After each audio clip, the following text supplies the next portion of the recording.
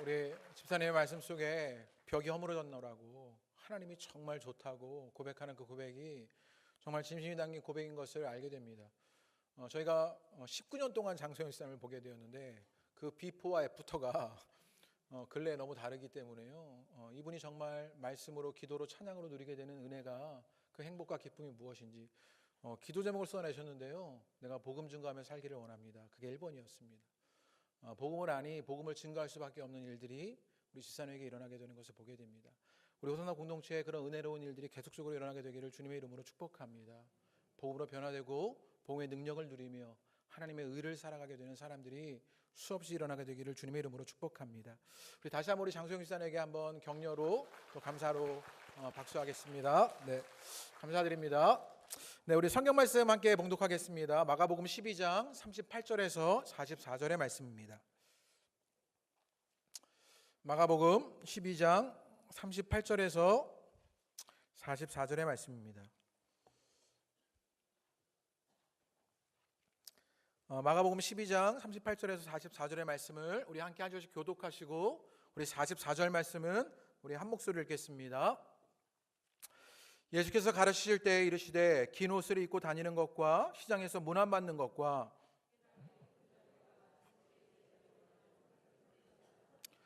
그들은 과부의 가산을 삼키며 외식으로 길게 기도하는 자니 그 받는 판결이 더욱 중하리라 하시니라.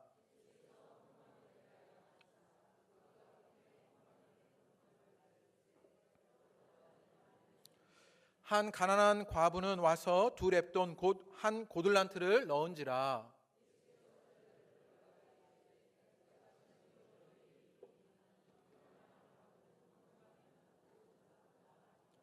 우리 함께 봉독하십니다. 그들은 다 풍족한 중에서 넣었거니와 이 과부는 그 가난한 중에서 자기의 모든 소유 곧 생활비 전부를 넣었느니라 하시니라. 아멘. 할렐루야. 우리 옆에 있는 분들과 한번 인사하시죠. 반갑습니다. 축복합니다. 네, 반갑고 축복합니다. 오늘 한 번 더 인사하실 때 오늘 추수감사주일인데요. 옆에 있는 그분들에게 감사를 한번 고백해 보시죠. 감사합니다. 그렇게 한번 고백하시죠. 함께 교회 지체가 되어 주셔서 감사합니다. 감사합니다.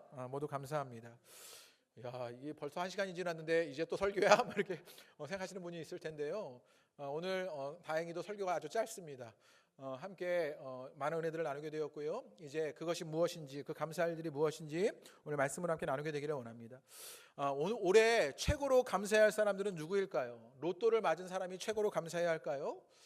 주식으로 대박난 사람들이나 집값이 2억 이상 오른 사람들, 청년 중에요 모태솔로였는데 여친 남친을 드디어 만난 사람들, 혹은요 노처녀였는데 결혼을 한 사람들, 취준생이었는데요 모두가 부러워하는 직장에 결국 취직된 사람들, 이번 주에 특별히 수능이 있었지요. 수능이 있었는데 찍은 게 다 많은 수험생들, 이런 사람들이 감사를 말하겠습니까? 우리 가운데 정도가 다르지만 이렇게 부러움을 받을 만한 일들을 겪은 사람들이 있습니다. 이 사람들은 당연히 감사해야 할까요? 그러면 그렇지 않은 사람들은 감사하지 않아야 하는 것입니까? 만약 이런 일이 있다고 한번 생각해 보시지요. 한 사람이 회사에서 보너스를 받은 것입니다. 기분 좋게 100만 원을 보너스를 받게 되었습니다. 꽁돈이 생긴 겁니다. 기분이 너무 좋고 감사한 것입니다. 그런데 그 다음날 다시 회사에 갔더니 다른 사람들은요 200만 원을 받은 것입니다. 그래도 감사할 수 있을까요? 한국 사람들은요 배가 고픈 것은 참아도 배가 아픈 것은 못 참는다는데 나는 100만 원이고 쟤는 200만 원이야? 라고 여기게 되면 나를 무시하나? 차별하나 하면서 이 하루 만에 감사가 분노로 바뀌는 놀라운 변화를 맛보게 됩니다.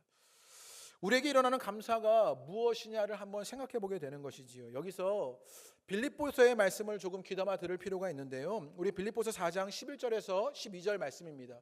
우리 한번 읽어보시죠. PPT로 준비되어 있습니다. 시작. 내가 궁핍함으로 어떠한 형편이든지 나는 자족하기를 배웠노니 나는 비천에 처할 줄도 알고 풍부에 처할 줄도 알아. 모든 일 곧 배부름과 배고픔과 풍비와 궁핍에도 처할 줄 아는 일체의 비결을 배웠노라. 우리가 광야 기도를 통해서 이 빌립보서의 말씀을 함께 나누게 되었습니다. 특별히 빌립보서에 있는 복음의 이야기가 무엇인지, 바울은요 빌립보서를 통해서 우리에게 무엇을 말하느냐, 복음에 참여하는 자가 되어야 한다 이렇게 말해요. 그런데 복음에 참여하게 되면 어떤 일들이 일어나게 되면요, 복음에 참여하면 고난받게 됩니다. 바울은요 복음에 참여할수록 우리 가운데 일어나는 고난을 알려주지요. 그런데 놀랍게도 그 고난은 고난으로 머물러지는 것이 아니라 그 고난 가운데 기쁨이 있다는 것을 알려주게 돼요. 그러면서 바울은 우리에게 무엇을 이야기하느냐? 그 고난이 기쁠 수 있는 이유는 무엇이냐? 예수님 때문이다. 세상에 그 무엇과도 바꿀 수 없는 예수님이 가장 좋기 때문이다. 이렇게 얘기해요. 그러면서 오늘 빌립보서 4장 11절에서 12절 말씀을 고백하고 있는 것입니다. 그 고난의 형편에도 기쁨을 말하며 바울은요 뭐라고 얘기하냐면 내가 자족함을 배웠다라고 말합니다. 자족하는 것, 감사하는 걸요 어떻게 되었냐면요 배웠다라고 말해요. 우리는 무엇인가 일어나야 감사가 일어나게 되는데 오늘 바울은요 그것을요 배웠다라고 말해요. 그 자족과 감사는요 배움 속에 있었다라는 것이에요. 그러면 바울이 어떤 알미 있었길래 무엇을 깨달았길래 그 자족을 배웠다라고 말하며 감사를 말할 수 있게 되었냐? 오늘 그것을 나누려고 하는데요. 오늘 본문에 등장하는 가난한 과부가 성전에서 두렙돈을 드리는 것입니다. 자신이 가진 모든 것을 드렸다는 이야기는 우리가 흔히 들었던 이야기입니다. 오늘 말씀을요 조금 간단하게 해석하고 적용하면 가난한 과부가 생활비 전부를 넣었으니 이제 주님께 다 드려라 그러면 칭찬받는다 이렇게 적용할 때도 있습니다. 그런데 이것은요 온전하게 적용한 것이 아닙니다. 얼마나 다행입니까? 야, 다 드리라 그런 건 아니구나. 오늘 추수감사주일이라서 싹 다 드리라 그런 줄 알았더니 불안하다 뭐 이런 생각을 하셨을지 모르는데요 그런 이야기는 아닙니다. 다행히도요 그런 오류에 빠지지 않으려면요 성경을요 맥락 속에서 봐야 합니다. 특별히 그 앞에서의 이야기 38절부터의 이야기 서기관의 모습을 통하여서 과부의 이야기를 우리에게 알려주고 싶으신 것이지요. 그러면 이 서기관의 모습이 무엇인지를 봐야 하는데 38절에서부터 40절의 말씀 이 서기관의 모습을 한번 보도록 하겠습니다. 다 같이 읽어보시지요. 시작. 예수께서 가르치실 때 이르시되 긴 옷을 입고 다니는 것과 시장에서 문안받는 것과 회당에서 높은 자리와 잔치의 윗자리를 원하는 서기관들을 삼가라. 그들은 과부의 가산을 삼키며 외식으로 길게 기도하는 자니 그 받는 판결이 더욱 중하니라 하시니라. 이 서기관의 특징을요 모습을요 5가지로 이야기하고 있어요. 뭐라고 말했냐면요 긴 옷을 입고 있습니다. 시장에서 인사를 받습니다. 높은 자리에 앉아 있고요 과부의 가산을 삼키고 외식으로 길게 기도하는 것이 이 서기관의 모습이다라고 말합니다. 그러면 이것이 의미하는 것이 무엇인지를 조금 풀어가야 하는데요. 이 서기관은요 오늘 긴 옷을 입고 있습니다. 이 예배당에요 지금 유일하게 가장 긴 옷을 입고 있는 한 사람이 있어요. 누군지 아십니까? 저예요. 오늘 특별하게 제가 오늘 가운을 입고 있는데요. 제가 왜 긴 옷을 입었을까요? 오늘 성찬식과 세례식을 하는데요. 제가 구별되어 있기 때문입니다. 지금 서기관이요 지금 긴 옷을 입고 있어요. 무슨 얘기예요? 구별됐다라고 말하는 것입니다. 이게 근데 좋은 의미의 구별이 아니라 자기를 부각시키고 싶은 남과 다른 모습으로 구별된 것을 말하는 것이지요. 예전에 어느 목사님이요 제게 이런 이야기를 한 적이 있어요. 목사님 중에는요 2종류가 있다라는 거예요. 어떤 종류가 있냐면 한 분은요 얼굴에 광이 나는 목사님이 있고 얼굴에 광이 나지 않는 목사님이 있대요. 제가 가만히 생각해 보니까 저는 광이 안 나는 목사님이에요. 그 목사님이 뭐라 그러냐면요 2종류의 목사님이 오는데 광 나는 목사님은요 담임 목사님을 만나러 온 것이고 광이 안 나는 목사님은요 교회에 도움을 받기 위해서 왔다는 거예요. 그래서 광 나는 목사님을 오시면 빨리 재빠르게 가서 담임 목사님께 안내해 드려야 하고 광이 안 나는 목사님이 오시면 적당하게 그것을 무마시켜서 방해시켜 드리지 않아야 된다는 거예요. 제가 이런 이야기를 들었어요. 광 나는 목사님이 있는 것 아닙니까? 머리에 포마드를 바르고요 팔대의 가르마에 사각 금태 안경을 끼고요 번들거리는 양복이 번들거려야 합니다. 그리고 구두가 반짝반짝한 것이지요. 그런 목사님 어떻게 되냐면 구별되어 있는 무엇과 같은 것이지요. 이게 우리식으로 하면요 무엇 같냐면요 벤츠를 타고요 에르메스 가방을 메고요 온 손에 막 금가락지 다이아몬드가 막 껴있는 그런 분 그런 것과 마찬가지입니다. 지금 이 서기관이 긴 옷을 입고 있다는 것은요 자기가 가진 그것으로 남들과 다른 자기를 보여내려고 하는 구별된 차이 있는 그 구별짓기가 있었다라는 이야기입니다. 또 시장에서 문안받았다 이렇게 이야기하지요. 사람들이 많이 다니는 시장에서요 이 서기관이 인사를 받는 것입니다. 누구든지 알고 이 서기관에게 인사를 하는 것이지요. 그러니까 이 서기관은 그만큼 알려진 사람입니다. 무시하고 지나칠 수 없는 존재입니다. 그냥 무시하고 지나쳤다가는 큰 욕을 먹을 수도 있는 것이죠. 그래서 그 사람을 무시하지 않아요. 그래서 사람들이 인사하는 것이죠. 무슨 말이냐? 인정받았다는 이야기입니다. 지금 이 사람이 시장에서 문안받는 것은 이 사람이 알려지고 인사받는 일, 이 사람에게 무엇이 있느냐? 명예가 있다라고 이야기하는 것입니다. 또 이 사람이요, 회당의 높은 자리에 앉아 있습니다. 회당의 높은 자리, 잔치의 윗자리에 앉은 사람, 제일 윗자리에 앉은 사람은 누구를 말하는 것입니까? 권력이 있는 사람을 말하는 것입니다. 힘 있는 그 사람이요, 가장 윗자리에 앉아 있는 것이지요. 또 뭐라고 이야기하느냐? 과부의 가산을 삼킨다, 이렇게 얘기합니다. 당시 유대법에는요, 과부들이 스스로 재산을 관리할 수가 없었습니다. 그래서 과부의 재산을 서기관들이 대신 관리해 주기도 했습니다. 또 이 서기관들이요, 이 불쌍한 과부들을 위해서 기도해 주는 것이지요. 그러면 이 사람들이요, 이 과부에게 폭리를 취하는 것입니다. 절망 가운데 있는 과부들이요, 그래서 자신의 재산들을 다 맡기거나 그것을 다 그렇게 기도해 주는 것을 고마워서 다 맡기면요, 이 서기관들이 그것을 가지고 폭리를 취해서 자기 배를 불리우는 것입니다. 그래서 지금 이 서기관이요, 과부의 가산을 삼켰다는 이야기는요, 이 서기관이 무엇 있냐면 물질이 있다는 이야기입니다. 또 외식으로 길게 기도하는 것은 이 사람에게 종교적인 모양이 있는 것입니다. 신앙적으로 잘나 보이는 무엇이 이 서기관에게 있었던 것이지요. 한마디로 이야기하면 이 서기관은요, 다른 사람보다 잘난 사람입니다. 긴 옷을 입고 구별 지을 수 있고요, 명예가 있고요, 권력이 있고 물질이 있고 모양이 있습니다.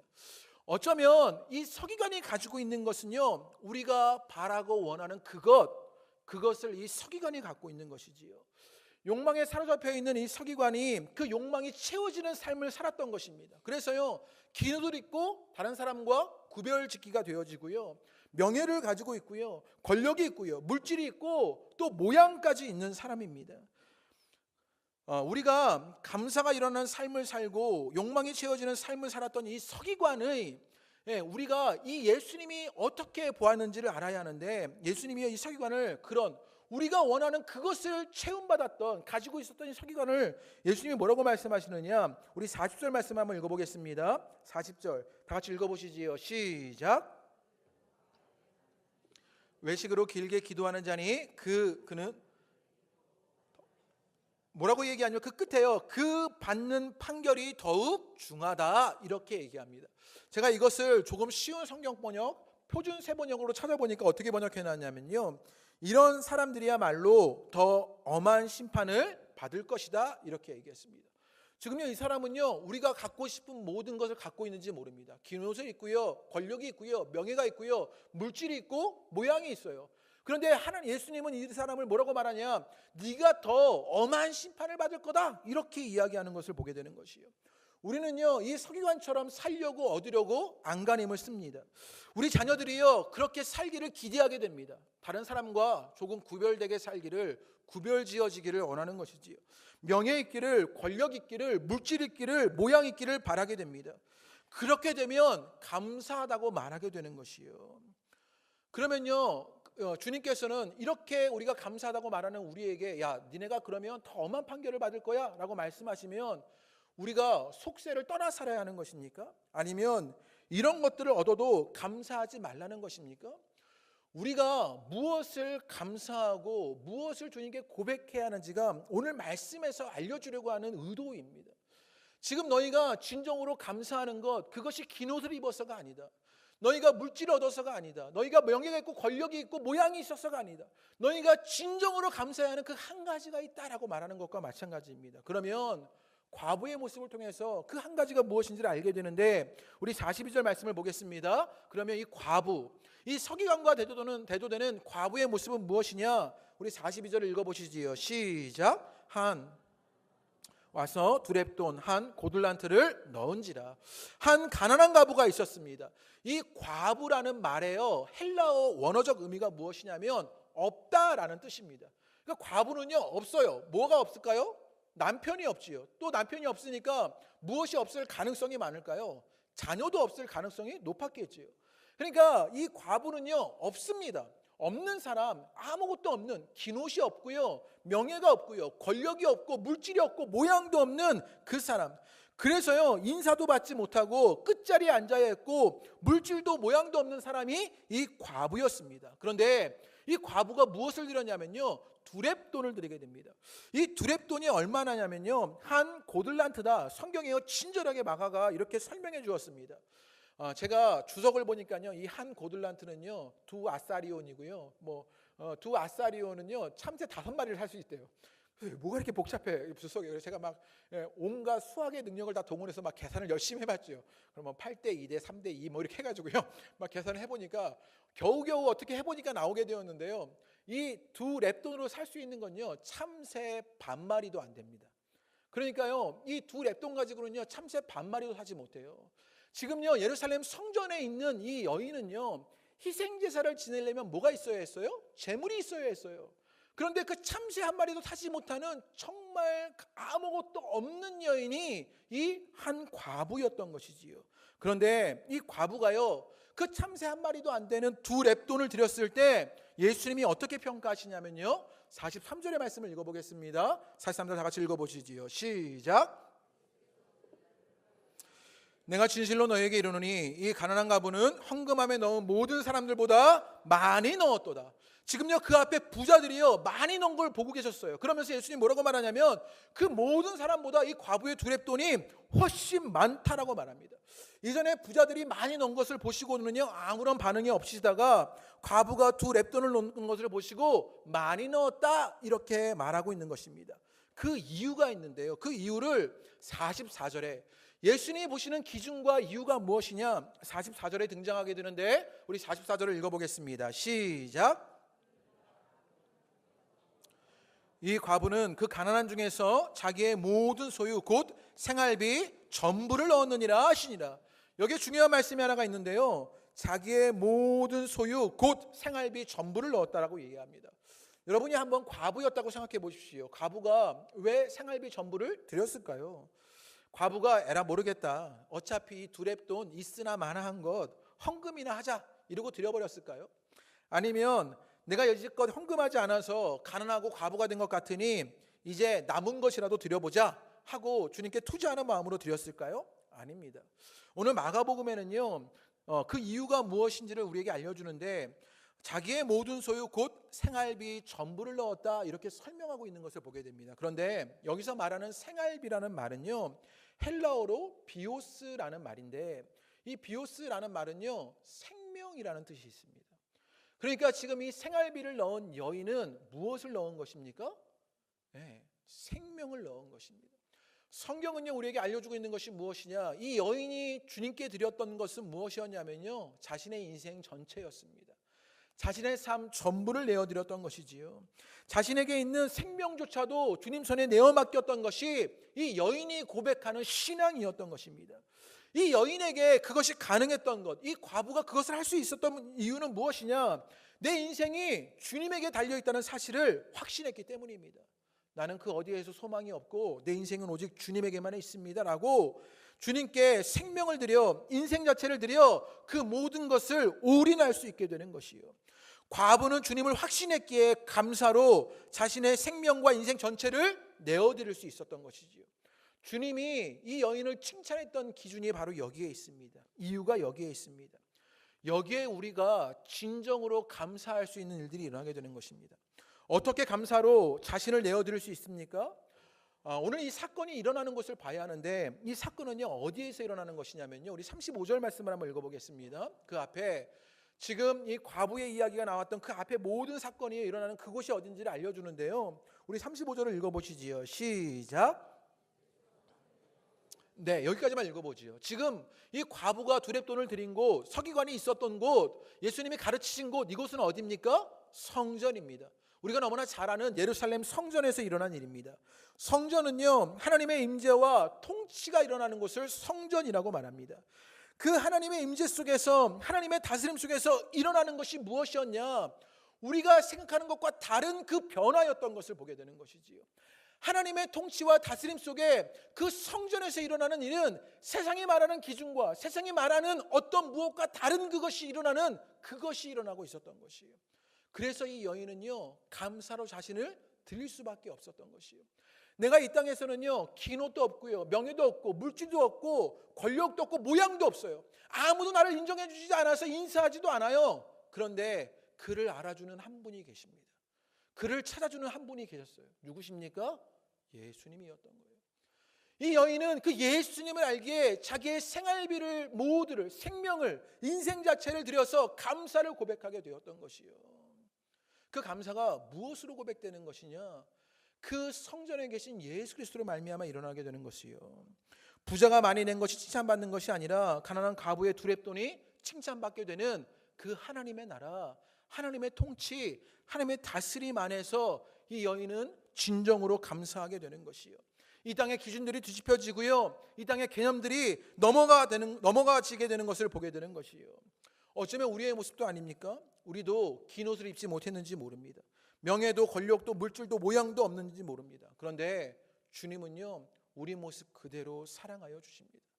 심지어 우리가 죄인인데도 우리를 불러주십니다. 그리고 우리를 택하여 주십니다. 그러기에 우리가 뭐 할 수 있게 되느냐? 감사하며 우리의 인생을 주님께 내어드릴 수 있게 되는 것이요. 여러분에게 그 은혜 역사가 있게 되시기를 주님의 이름으로 축복합니다. 또 이 과부의 모습 속에서 비춰지는 데에는 일이 있는데, 이 과부는요, 생활비 전부를 드렸다는 것은, 이 생활비는 무엇이라고요? 생명을 드린 것입니다. 당시에 이 유대인들이 이 예루살렘의 성전에 가서 예물을 드린 것은 성전을 지켜내기 위해서입니다. 이 성전을 돌보고 지켜내는 것으로 자신이 가진 것들을 조금씩 내어놓으면 성전이 지켜지고 성전이 유지되는 일들을 했던 것이지요. 지금 이 여인은요, 그런데 무엇을 내어드려요? 자신의 생명을 내어드려서 이 성전을 지키려고 하는 것입니다. 그런데 이 과부의 모습 속에서 누구의 모습이 비춰지느냐? 예수님의 모습이 비춰지기 시작합니다. 예수님이요, 자신의 생명을 내어주셔서 그 성전을 새롭게 하시는 일들이 있습니다. 우리 가운데 하나님의 관계가 끊어져 버렸고요, 하나님의 통치가 사라져 버렸고요, 하나님의 다스림을 잃어버리고 맙니다. 주님의 임재를 누릴 수가 없게 됩니다. 그런데 예수님이 생명을 내어주셔서 이 땅에 주님의 성전을 새롭게 세워가셨습니다. 그것으로 말미암아 우리 가운데 주님의 새 성전이 일어나 주님의 임재를 누리게 됩니다. 하나님의 다스림이 일어납니다. 주님과의 친밀한 관계 속에 머물게 됩니다. 이 여인이요, 이 가난한 과부가 그것 알아 진정한 감사, 예수 그리스도로 인한 그 감사를 드릴 수 있었던 것이요. 여러분의 이 감사가 일어나시게 되기를 주님의 이름으로 축복합니다. 여기가 우리가 진정으로 감사해야 할 것입니다. 그래서 바울은요, 뭐라고 고백했느냐? 내가 어떤 형편에서도 자족하기를 배웠다. 바울이 배웠던 그 자족은 무엇이었냐? 예수 그리스도였습니다. 내가 예수 그리스도를 알기에 내가 어떤 형편에서도 감사와 자족이 일어난다라고 말하게 되는 것이에요. 여러분에게 진정한 감사가 일어나시게 되기를 주님의 이름으로 축복합니다. 이 감사를 고백하는 우리가 이제 그 감사의 고백을 하지 못하는 이웃들에게도 그 예수 그리스도의 감사가 일어나도록 복음을 증거하며 나눠내는 삶들을 살아야 하는 것이에요. 오늘 집사님의 간증 속에 내가 그 복음을 만나게 되니, 하나님을 알게 되니 내가 부끄럽지만 내가 그것을 말하지 않을 수 없다라고 말하게 되는 그 일들, 그 감사를 말할 일들 여러분에게 일어나시게 되기를 주님의 이름으로 축복합니다. 예수를 통한 감사를, 주님의 임재와 다스림을 누리는 감사를, 주님과의 친밀한 관계에 있는 감사를 고백하는 그 예수 그리스도를 통한 감사가 여러분 가운데 있게 되시기를 주님의 이름으로 축복합니다. 오늘 시를 한 편 여러분에게 읽어드리려고 합니다. 감사하는 마음이라는 김현승이라는 분이 쓴 시입니다. 제가 한번 읽어드리지요. 반주를 좀 해주시겠어요? 네. 이 시의 내용들을 한번 잘 들어보십시오. 이 과부가 감사하는 것이 무엇인지 알게 됩니다. 마지막 가을 해변에 잠든 산빛 아래 생명들보다도 눈 속 깊이 파묻힌 대지의 씨앗들보다도 난로에서 꺼내오는 매일의 빵들보다도 언제나 변치 않는 온도를 지닌 어머님의 푼암보다도 더욱 따스운 것은 감사하는 마음이다. 감사하는 마음은 언제나 은혜의 불빛 앞에 있다. 지금 농부들이 기쁨으로 거두는 땀의 단들보다도, 지금 파도를 헤치고 돌아온 저녁 항구의 배들보다도, 지금 산 위에서 내려다보는 주택가의 포근한 불빛보다도 더 풍성한 것은 감사하는 마음이다. 그것들을 모두 잃는 날에도 감사하는 마음을 잃을 수는 없기 때문이다. 받았기에, 누렸기에, 배불렀기에 감사하지 않는다. 추방에서, 맹수와의 싸움에서, 낯선 광야에서도 용검한 조상들은 제단을 쌓고 첫 열매를 드리었다. 허물어진 마을에서, 불 없는 방에서, 빵 없는 아침에도 가난한 과부들은 남은 것을 모아 드리었다. 드리고 드리려고 드렸더니 드리기 위하여 드렸더니 더 많은 것으로 갚아주신다.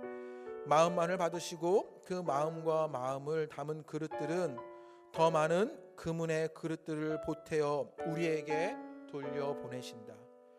그러한 빈 그릇들은 하늘의 곶집에는 얼마나 많은지 모른다.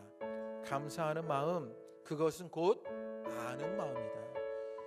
내가 누구인가를, 그리고 주인이 누구인가를 깊이 아는 마음이다. 여러분에게 감사가 일어나시게 되기를 바랍니다. 이 시인이요 마지막에 이렇게 고백하지요. 감사는요 아는 마음이랍니다.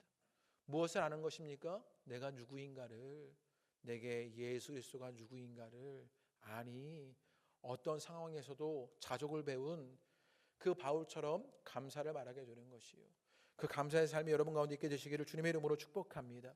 이렇게 찬양하시지요. 그리고 기도하십니다. 우리 거룩하신 하나님, 주께 감사드리세요. 함께 찬양하십니다. 주님, 내가 누구이기에 또 주님이 누구시기에 그 감사를 말할 수밖에 없습니다. 고백하며 찬양하십니다. 거룩하신 하나님, 하신 하나님,